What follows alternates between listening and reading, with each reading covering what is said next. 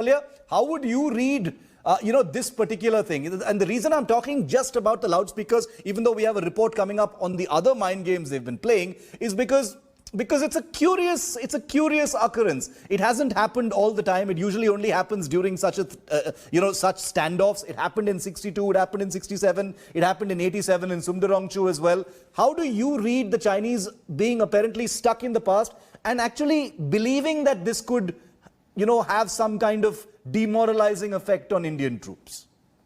Yeah, Shiv, it's a curious regime. I mean, think about it. How many communist dictatorships are there on earth today? Out of 193 members of the United Nations. Yeah. So my first point is, ideologically, we have to understand the Chinese, especially under Xi Jinping. There is a kind of a re-Maoification of the entire Chinese society, politics, including the military. Many purges have been done. Many commanders have been replaced, including Western Theater Command. So the Marxist Leninist ideology, Shiv, always believes that the opponent we should expand the contradictions in the enemy. Yeah. That is the mindset. This is a theory. And what they look for is, through these, this is a very slapstick manner in which they're doing this, but this is all part of that broader notion that somehow India, it's a democracy. There are a lot of differing opinions, viewpoints. We should expand these contradictions and make them so divided and confused that they will not have a long-term strategy to push back against China. So the loudspeakers, I see, so that's one. The other, of course, is their perception of India. The Chinese have a very ethnocentric view. They think that they are a very united people, the Han majority. India, they think, is religion, caste. They're all divided along different identity lines, and we can play on those. Yeah. And now you see the Global Times propaganda also, Shiv. They are saying in India there are both hawks who want to prolong and to provoke China, but there are also very reasonable people, they say, who understand China's power and might and don't want to take it on and are willing to compromise. Absolutely. And they are trying to play this divide between hyper-nationalists and, reasonable or moderate people in India. So this is the kind of, worldview that the Chinese have. What they did not reckon for, Shiv, is that this country is fully united and nationalistic. Undoubtedly. That is the biggest error Xi Jinping made, because he thought that this is the time of Corona, this is the time when, CA agitation was going on, people were raising questions at the Prime Minister. They thought that has already been established as a miscalculation. And they are unable to fathom it. Absolutely. That's why it has become surreal and absurd. I want to, the loudspeaker is just, is only one element. Nobody is saying that this is the be-all and end-all of the mind game machine by China. Before like you, Dr. Chaulia, are there any lessons or big takeaways from this current standoff in the manner in which they've mounted this mind game campaign? Global Times has become a prominent player, but there are several others, as General Dua and Colonel Dinny pointed out. And India has its own, ways of poking right back. They may not be very visible to us because the Indian Army keeps it subtle, doesn't broadcast them all over the place. But what would be the big takeaways for someone like you?